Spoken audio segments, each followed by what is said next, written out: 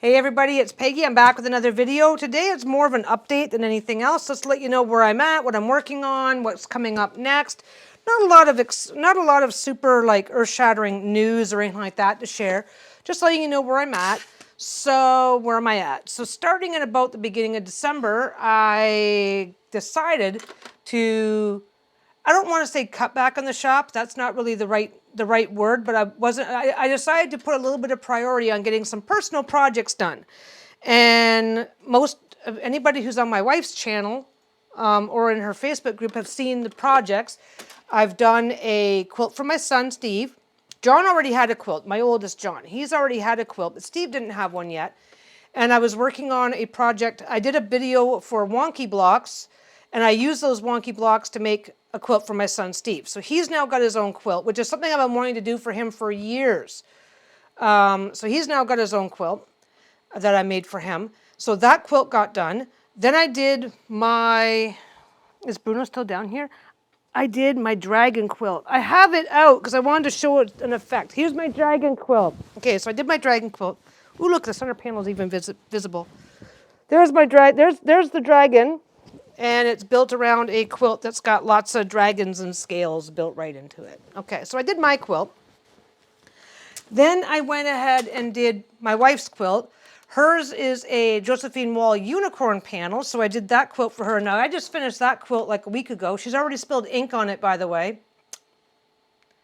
Ooh, she's got her headphones on. She can't hear me shit-talking her.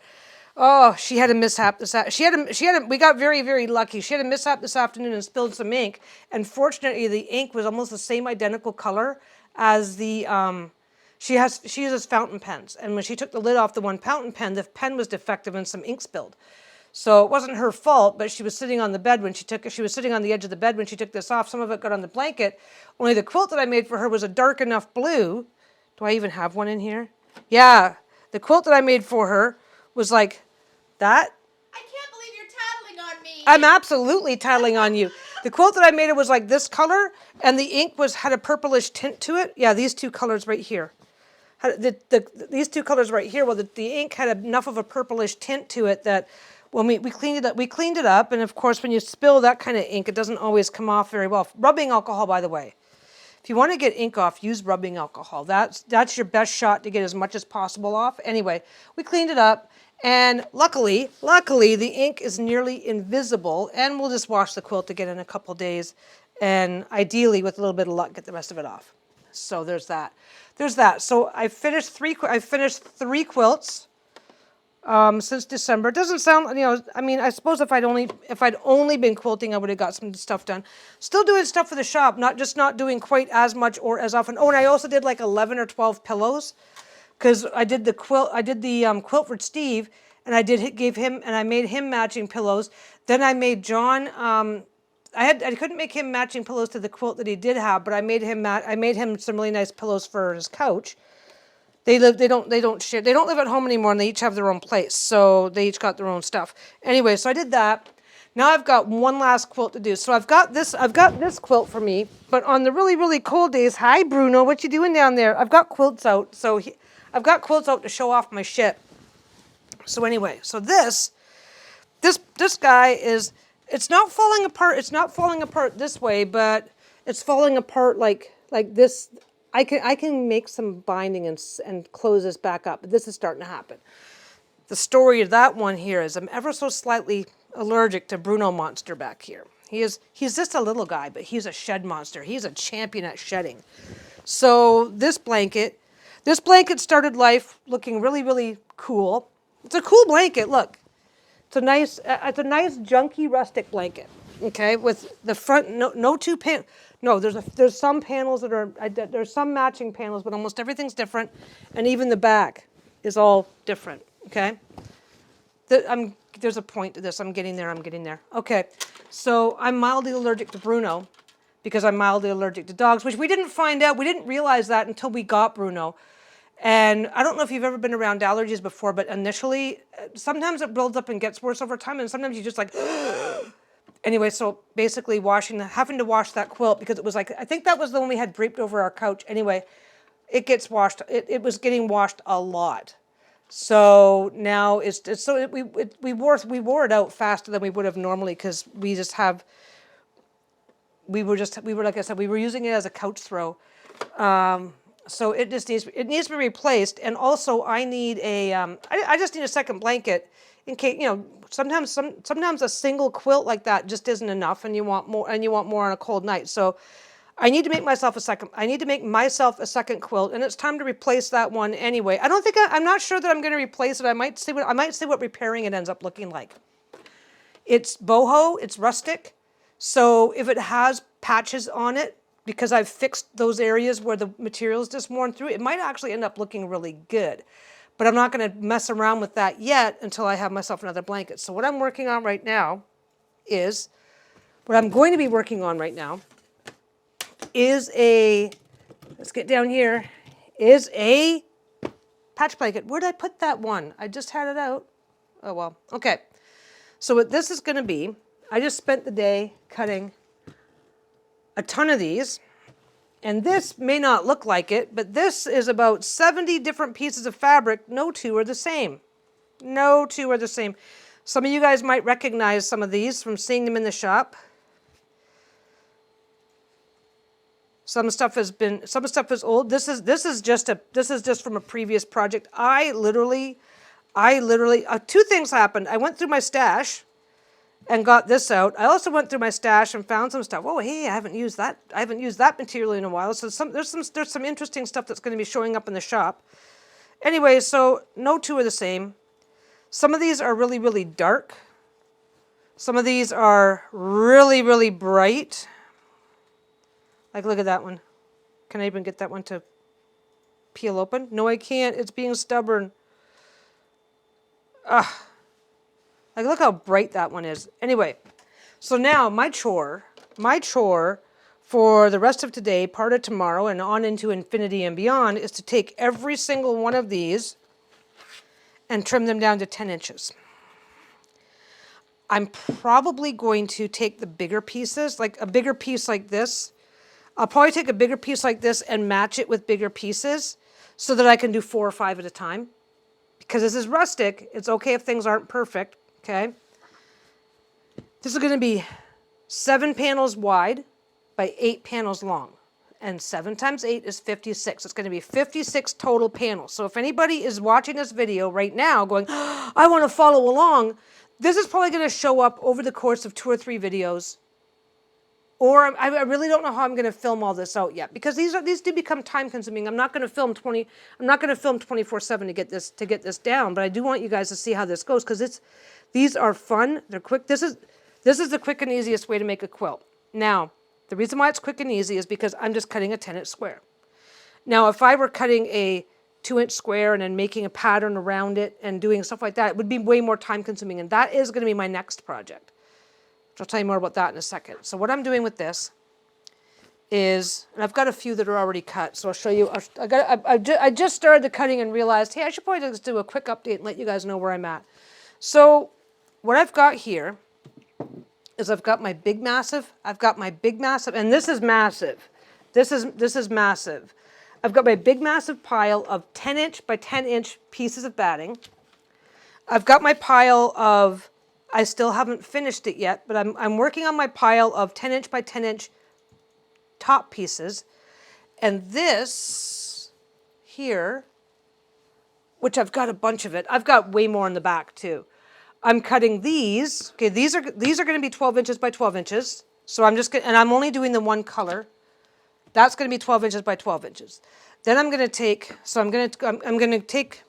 I'll show you from beginning to end. I'll show you because this is about as close to a tutorial on this particular piece that I'm going to be getting for right now. So basically you take a piece of batting and you lay down your batting. Check this out. I had a piece of this as scrap. It's not quite centered, but I got it pretty close. So then you just take this and you go like that. And you go like that. Now, if they don't match perfectly, you're fine. See how that doesn't quite match perfectly? If it doesn't match perfectly, it's fine, as long as that gap is not more than a 1/4 inch. 1/4 inch, maybe a little bit more. Okay, so then you set your piece aside. you grab your 12-inch by 12-inch backing piece, and this is the challenge. This is the challenge because this is what makes it quick. This is what makes it quick, but for some people it's challenging. Okay, so then you lay down your 12-inch by 12-inch piece, and if you stick this in a corner, you'll see it goes 12 by 12. I'm going to be doing some of my cutting on this because it'll let me cut, rotate, cut, rotate, cut, rotate. So I'm hoping to use this. I'm hoping to use this and save a little time. Now, the trick to this as a rustic, boho, scrappy junk quilt is not to measure. Eyeball it. And if something looks like it's too far off, then just give it a little tug and that's fine. Do that. Throw a pin in the center. Actually, I'm probably going to, I don't know if I'm going to use pins or safety pins, but I'll put just a pin in it for now. Throw a pin in the center to hold it, and keep going until you have 56 of these. This is a quilt sandwich. This is a mini quilt sandwich. And if you are just, hey, wait a second. If you do this on a 5-inch by 5-inch or 6-inch by 6-inch, and then you fold this in half, fold it in half again, do it all the way around. If you do this in 5 inches by 6 inches, you've got a coaster. You've got a pot holder. You've got a bunch of stuff. Okay, so then you do this, throw it in the frickin' corner, and keep going until you get all of these done, till you have 56 of these. So that is the challenge. That is what's going to be happening. And the good news is that I don't know if you can see. Yeah, maybe let me raise the camera a bit. The good news is that if you're putting your batting in right away, as long as you're careful and not being really rough with your stuff, it likes to stick to, batting likes to stick to things. So it's not, you don't have to go super, super crazy. And then once I'm ready to start sewing, I am going to sew one line this way and one line this way. So basically the whole idea behind this junk quilt is to bust up your stash, get everything used up. And by the way, this is a really good project if you've got old T-shirts and stuff that you, people call them memory quilts. If you've got old T-shirts that you want, old T-shirts of the kids, and if you get them in the right size configuration, 10-inch by 10-inch, or you can go 9-inch by 9-inch and just do one more row at the end, whatever works for you. This is a great way to do those too. Anyway, then you're going to set this aside. And you're going to set it aside carefully because the minute you cut this stuff, it starts to fray. There's not a lot you can do, but you can use pinking shears and save your. You can use pinking shears and it won't fray. It won't fray like that. But I just find that I try to keep it going. I try to keep things going in a. I just try to keep things going. Where'd the rest of it go? There it goes. And then I'm going to just keep going. I've got a few of these already cut to 12 inches. I don't have a lot that's already cut, so. But I've got a few. I've got a few that were left over from another project, so that's where this is coming from. And I've got a ton of this. I've got a ton of this fabric. Cool story. I thought I was buying a regular bolt of fabric. This is actually from a bolt of wide back, which means that it's twice as wide as a regular. When you open up a bolt of fabric, you open up the bolt, and then you can unfold the fabric because it gets folded in half and then put on the bolt. This gets folded in half twice and is still longer than a regular bolt. So I ended up with a really great deal on this fabric. And I didn't realize it was there was something about it and I didn't notice it was, I noticed it was wide. I didn't notice how wide it was. I thought it was only a little bit wider. It's like, oh, at that price, it must only be this wide. Turns out that it was a full 108-inch wide back and it was a huge, huge deal. And then I ordered a bolt of it going, well, this is a great price for the whole bolt because this is on sale. It's a really, really great deal. And it turns out that the bolt itself was like twice as big as I thought it was. I got a killer deal on this.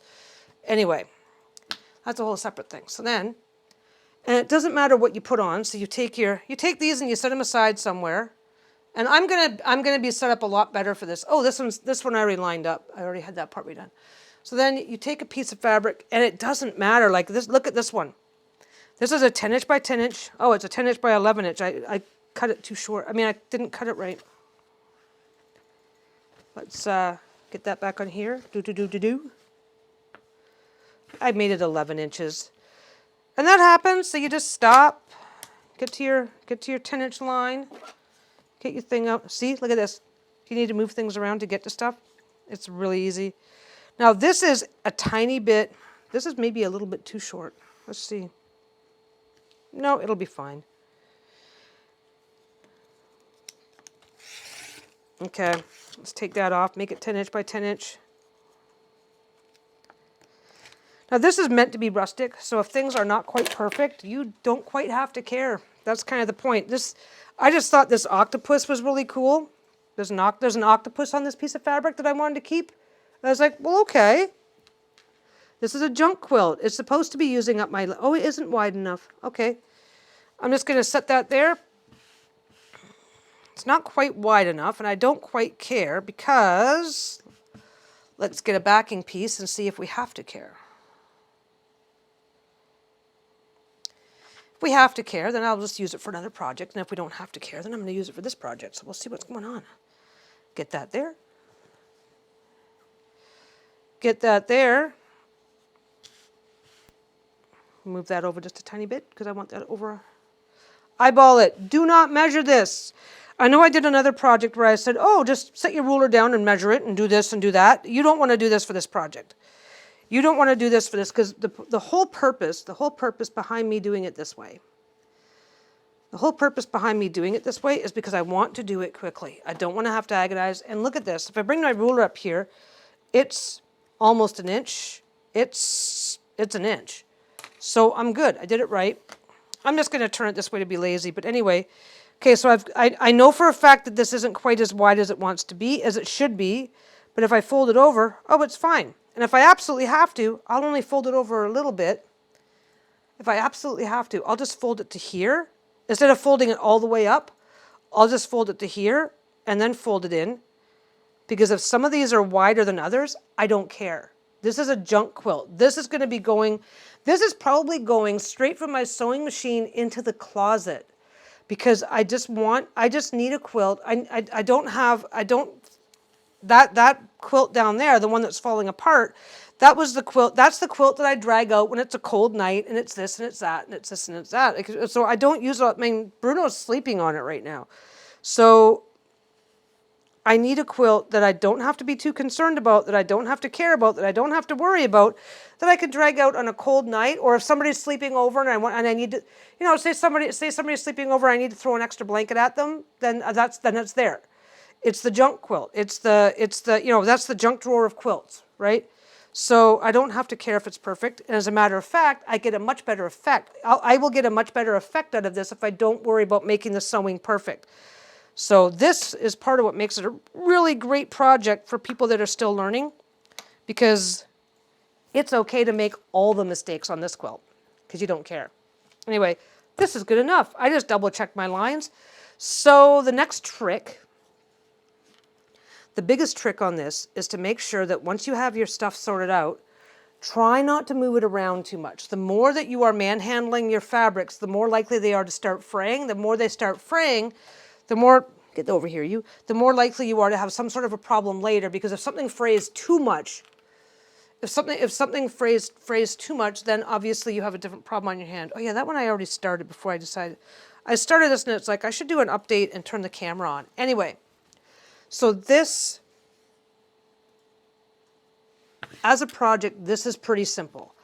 And again, if you were taking, like say I want to cut every single one of these and at the angle and have black added or something like that. Just anything that you do to make the blocks a little bit fancier is going to add to the amount of time that it's going to take you to make the quilt. And that's not a big deal.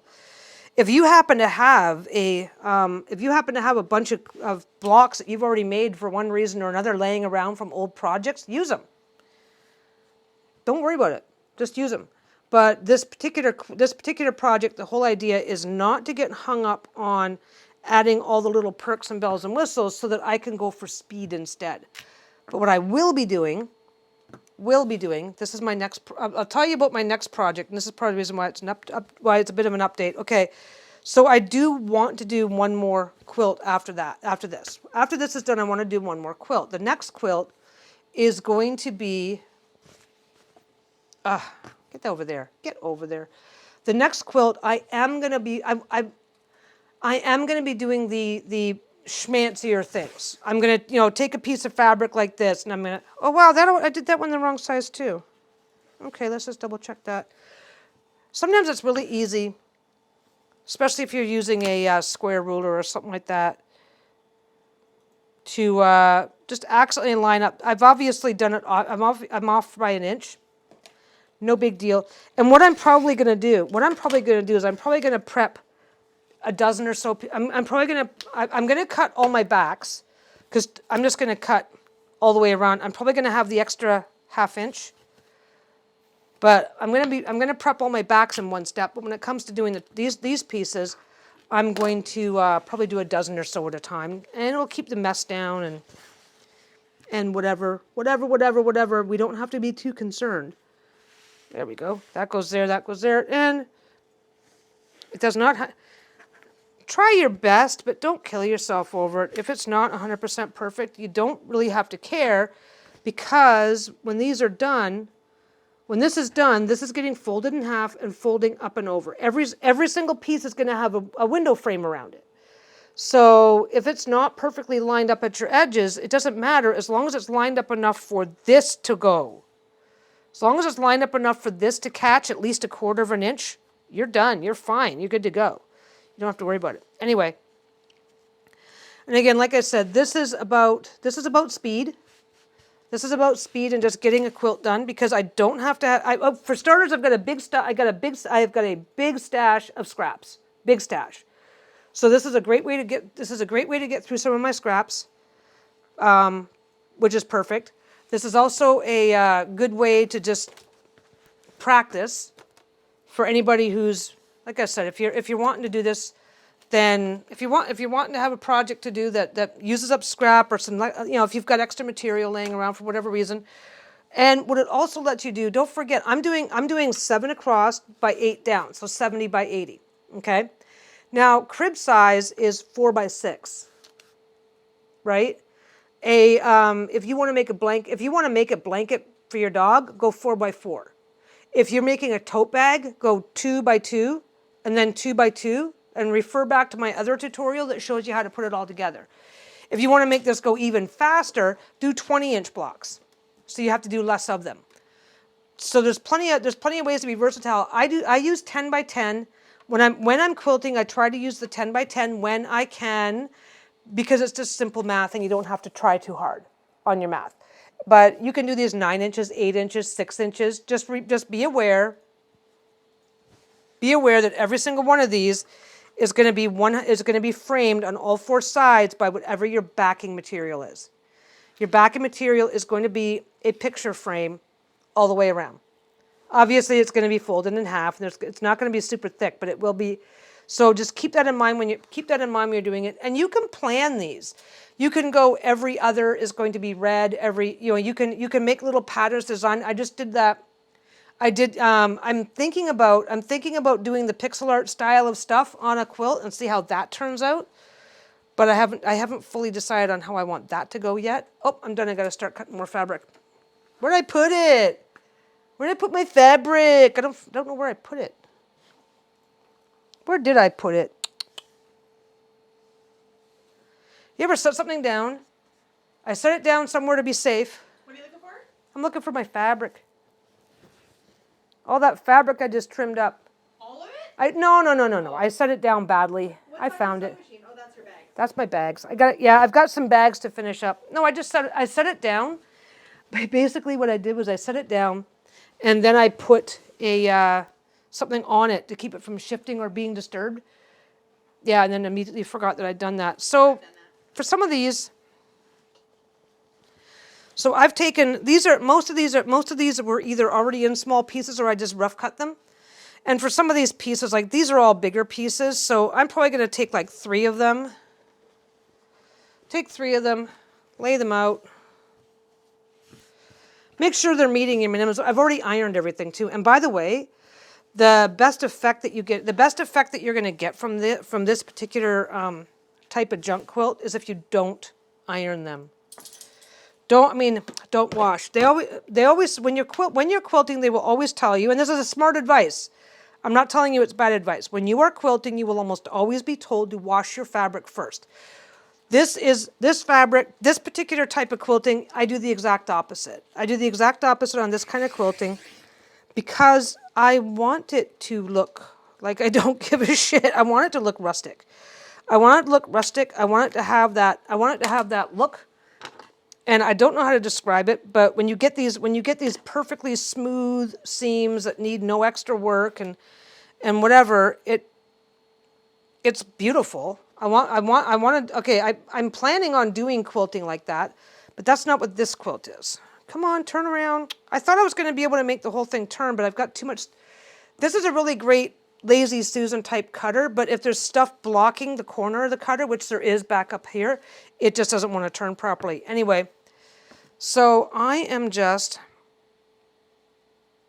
lining this up, and I'm not worrying too much. Now, if you have something that say this had a really cool design that I want to keep and not lose track of, then yeah, you're going to want to cut that all by itself individually and make sure that you are centering up the feature that matters to you.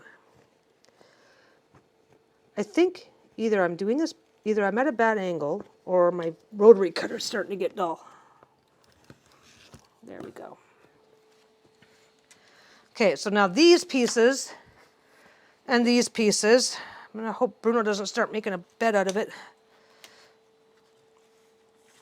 The really cool thing about this is that you can rotate things around. You can move the entire thing. Especially, I find that if I'm stacking up more than one fabric, and in reality, I shouldn't be using such a tiny rotary cutter. But anyway, that's just the small edges. Get that out of the way, and now I've got 3 more. 1, 2, 3.